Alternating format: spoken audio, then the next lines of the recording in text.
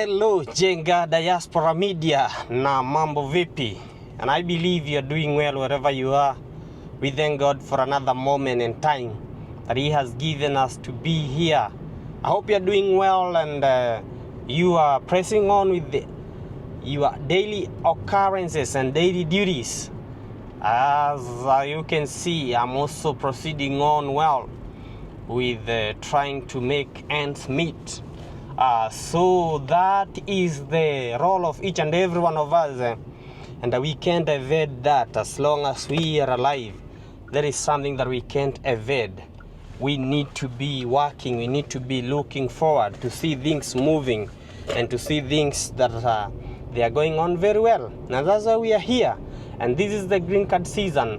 So today I want to appreciate all of you. Thank you for those subscribing. Thank you for the returning subscribers. Thank you for the new subscribers. Thank you everybody. Keep on subscribing and sharing this information so that we can go and move together. So without wasting a lot of time, today I wanted to inform or tell you the documents that you will need after winning green card. And I want you to know, as for now, that the green card is a process. It's a 2 years affair, so it's a process which requires a lot of patience, because after winning you spend again like 5-6 months waiting for green card to come. Then if it comes, you either win or you did not win. So if you win, then you have again to wait for another document we call the second notification letter. This is a letter that tells you which day your interview will be scheduled and when will you be ready to go and face the consular. So it's another wait from May of next year, when green card results will be out. You will be waiting for those documents, for that document, until some will wait until next year, August. That's what happened to me. After winning green card in the month of May 2021, I waited for that interview slot and that interview document until the next year in the month of August. And remember, green card is something that closes in the month of September 30th. So if you are not interviewed by 30th September, even if you had one green card, that slot will be gone. You will no longer get that chance to have your visa with you. That chance is gone. I have a friend of mine. In fact, that friend of mine, he's a guy whom we schooled with together in St. Augustine, Munyaka. And he won green card. But unfortunately, he was not scheduled for interview. It happens like that. So winning does not guarantee you will get a visa. So it's a process that requires a lot of prayer, a lot of sacrifices, a lot of fasting. There are people who fasted in our days. Even those people who didn't pray, they don't know how to pray. By then they knew how to pray. They were praying.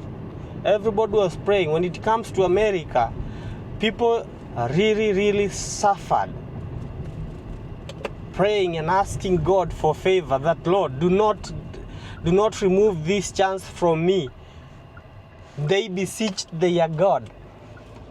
So one colleague of mine in St. Augustine was giving me this story. He won green card after me.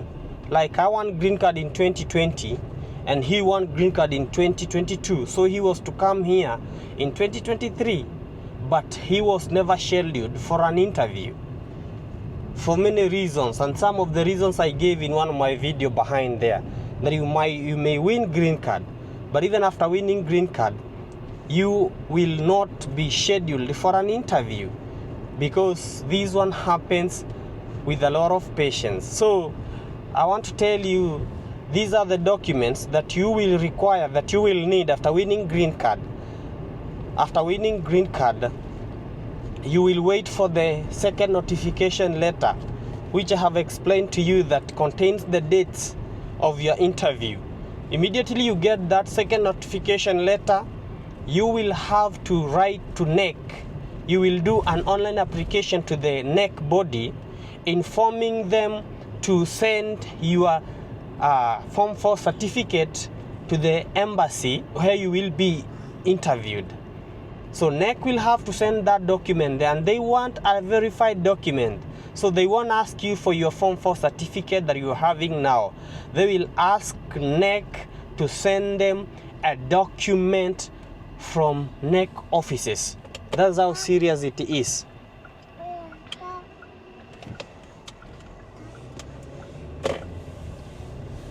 So immediately you get that letter, you schedule for NEC to send that document to the embassy. That's the first document. You will need your Form 4 certificate sent to NEC. After that, you will need to schedule for your medicals. So that's where now you begin coughing out money. I told you now money will come after.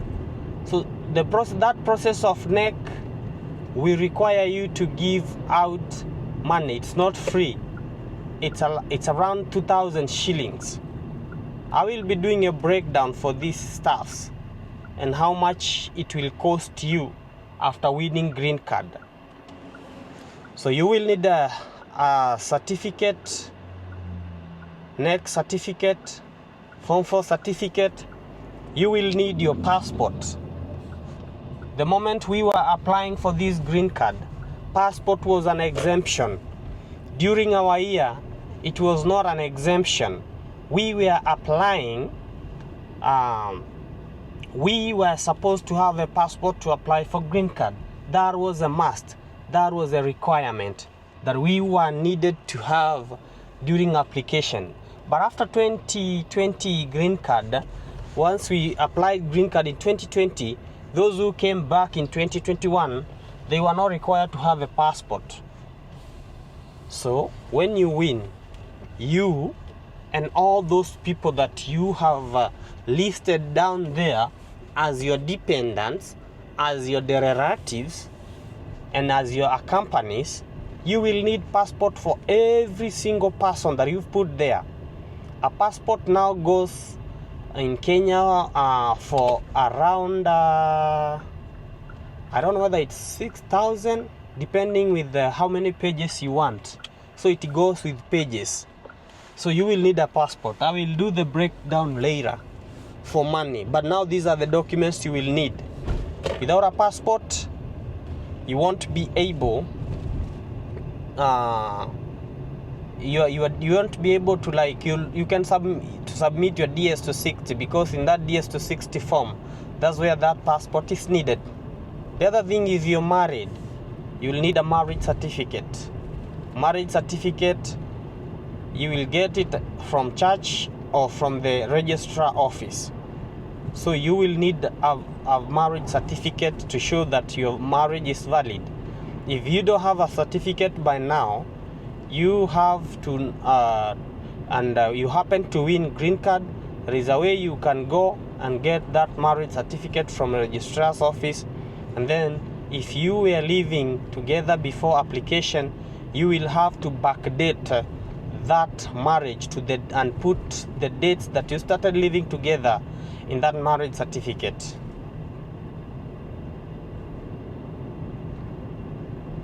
Another document you need, you will need some documents from your host, and that's why I was telling you, you have to begin opening your eyes and seeing if there is somebody who will host you, because hosting is something very important. So your host will need to send you some documents, and one of the documents that your host will send you is a document called I-134.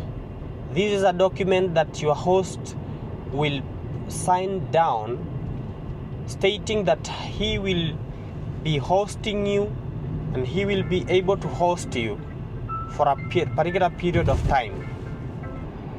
So you will need documents from your host. Your host will need to send you a document called I-134. That is a document that he will have to fill, and the other party will have to fill it it's like an agreement agreeing to host you and some of the things that the embassy needs. So they will require you to have that document. Another document that your host will send you is either a copy of his passport or his driving license. Driving license in America is very is like an ID. I can travel using my driver's license here in America. I don't need to have anything else. I only need to have the driver's license, and that's all. So it's very important. So your host will either send you one of those two, either a copy of passport photo, or he will send you his driver's license. The other form that your host will send you is a form we call W2. This W2 form is tax return form to show that your host has filed his tax return. So it's a W2 form. There is another name that we call it, I'm forgetting, but if I remember, I'll write it down here. So that's the document from your host. Those are the documents that your host will be needed. So if you have kids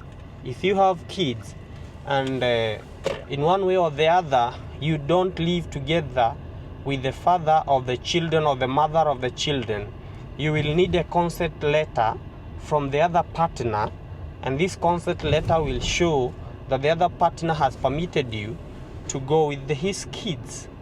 So start building relationship with whoever you have kids with, you had kids with, and you are not in good terms, because it will be very unfair for your differences to deny these kids a life in America after you have one. If you are a widow, you will need a death certificate, or a widower. If you are a widow or a widower, you will need a death certificate. If you wrote there during application and said you are a widow or a widower, so you will have to present a death certificate of the person that had married you or the person that you were together with. So that's a document that is needed. So make sure you have that document. Of course, you will need to have birth certificates for you, your children, your husband. If you have applied as a family, you will need to have that birth certificate with you, and that is for all people that you applied with. You need to schedule and have that birth certificate with you.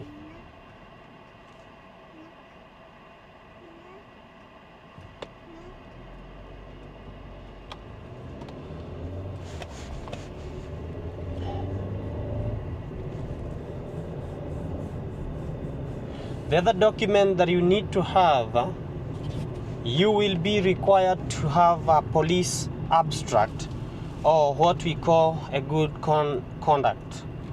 Good conduct is a document that is given nowadays. You can if you're in Kenya, you can get that document from Huduma Center. You go to Huduma Center, and then they will give you that document called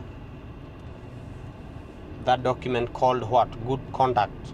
And I emphasize for people who are living elsewhere. If you have lived elsewhere, like outside your country, for more than 6 months, you will be required to have you'll be required to have good conducts for all those countries that you have lived for more than 6 months. So you will present them to the consular so that you can be able to get your visa. So you will need those documents. Another document that you will need, if you have changed your names, if your names have changed, you will need a document that shows you changed your name. Like, for example, from Peter, I changed to John, or your name has changed, or you wrote your names in that form DS260 wrongly, and you went and obtained a name change, that is, you went and got a consent from a lawyer or any other person, you will need to have that document to show that you have changed the names. The other document that you will need, if you were convicted in any mistake, you will need to have court documents showing that you were convicted at one particular time and that you were discharged from that conviction. So if you have ever been arrested or you have ever been in prison and you applied for green card and you win green card, so you will need to present all those documents to the consular to show that your case was, you are discharged from whatever you had been taken to court with. If you serve in military, if you serve in any military in your country, you will need to have what we call military records, and these records will be very important. Without these records, it might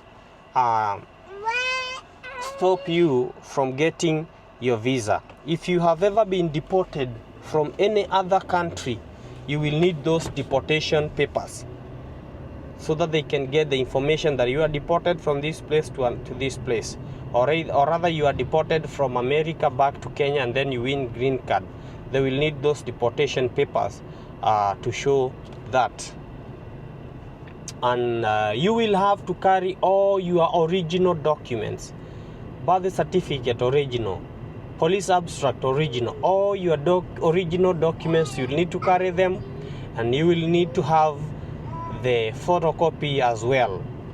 So they will need all original documents. You'll have to present and carry them to the consular during your interview, or if you happen to get an interview slot. The other thing that you will need is translations. If, for example, your documents were written in Arabic or in Swahili or in Luganda, or if you're in Tanzania, in Swahili, you will need translations. Like you have, your documents have been translated, and let me try to get that. I'm trying to get that clause because these are now like deep documents. All documents prepared for submissions which are not in English or Latvian must be accompanied by a notary certified English translator. Translations of all court decisions into English are mandatory if the originals are in any other language, even Latvian. That's what this clause says here. And for the court and prison records, I wanted to get it and say persons who have been convicted of a crime must submit all court records and any prison record. So that's it. Many thanks, Jenga Diaspora Media and family. Those are the documents that you will need to present to the consular during your interview when you get second notification letter notifying you that you have been given a slot to go and be interviewed. Many thanks, and see you in America.